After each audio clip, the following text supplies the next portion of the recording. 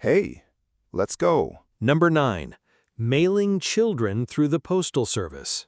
In 1913, the U.S. Postal Service launched Parcel Post, a new system for mailing packages. Almost immediately, a handful of parents realized something insane. There was no rule saying a package had to be an object. At least 2 documented cases exist of parents attaching postage to their own children and having letter carriers deliver them to relatives a few miles away. One child reportedly traveled with 15 cents in stamps stuck to his coat. Postal officials caught on fast and clarified officially that children were not mailable matter. The loophole was closed almost as quickly as it opened. Number 8. Cocaine in over-the-counter medicine.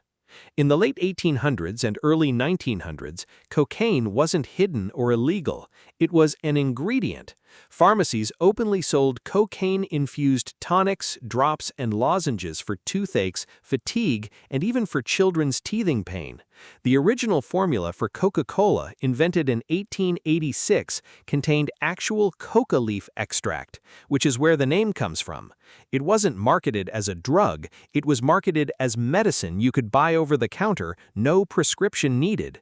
It took until 1914, with the Harrison Narcotics Act, for the U.S. to seriously restrict it. Number 7. Radioactive radium in beauty products. After radium's discovery, it was treated less like a hazard and more like a miracle ingredient. In the early 1900s, companies sold radium-infused toothpaste, face cream, and even chocolate, marketed as energizing and rejuvenating. One popular product, Radithor, was literally radium dissolved in water, sold as a health tonic. People drank it daily. It wasn't until users started developing radiation poisoning, including jaw disintegration in some cases, that regulators stepped in. For years, radioactive was a selling point, not a warning label. Number 6. X-ray machines in shoe stores. From the 1920s through the 1950s, shoe stores in the US, UK, and elsewhere commonly had a shoe-fitting fluoroscope, a machine that let you stick your foot inside and see a live X-ray image of your bones through the shoe, supposedly to check the fit. Kids loved it. Salespeople used it as a gimmick. Nobody wore protective gear. Customers and the employees operating the machine dozens of times a day were getting repeated doses of radiation for something that added zero medical value. It took decades before health officials banned them. Number 5. Smoking on commercial airplanes. For decades, lighting a cigarette mid-flight, thousands of feet in the air inside a sealed metal tube was completely normal. Airlines had designated smoking sections, which, given that it was one shared cabin of recirculated air, did almost nothing to actually separate the smoke. Ashtrays were built directly into airplane armrests. The U.S. didn't fully ban smoking on domestic flights until 1990, and some international routes allowed it even later than that. Number 4. Buying dynamite at the hardware store. For much of the early to mid-1900s, dynamite wasn't some tightly controlled explosive reserved for demolition experts.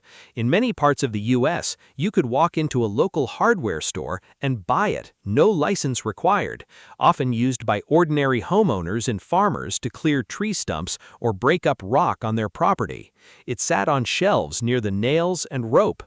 Regulation tightened significantly through the century, especially after safety incidents made it clear that untrained civilians handling explosives was, unsurprisingly, a problem.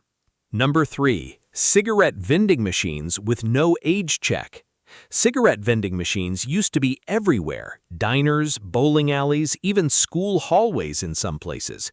You dropped in coins and pulled a lever. No ID, no cashier checking your age. A 10-year-old with pocket change had the exact same access as an adult. It wasn't until growing public health pressure and stricter tobacco laws in the 1990s and 2000s that most countries banned supervised cigarette vending machines entirely. Number 2. Leaded gasoline and lead paint. Lead was added to gasoline starting in the 1920s to improve engine performance, and to paint for decades before that because it made colors more vibrant and durable. It was in nearly every car's exhaust and nearly every home's walls. The problem: Lead is a potent neurotoxin, especially damaging to children's developing brains. Decades of research eventually linked widespread lead exposure to measurable drops in IQ across entire populations. The U.S. didn't fully phase out leaded gasoline for road vehicles until 1996. Number 1. Asbestos in household products and toys. Asbestos was once considered a wonder material, fireproof, cheap, and incredibly durable. It was used in home insulation, ceiling tiles, ironing board covers, and even in fake snow used in Christmas decorations and film sets. Some children's toys and costumes, including fake snow used in the film The Wizard of Oz, contained asbestos fibers.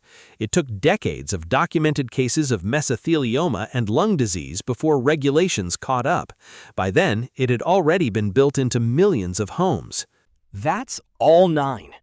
Less than 20% of people have ever heard even half of these. If any of these actually shocked you, drop a like, subscribe for more, and tell me in the comments which one you didn't believe was real.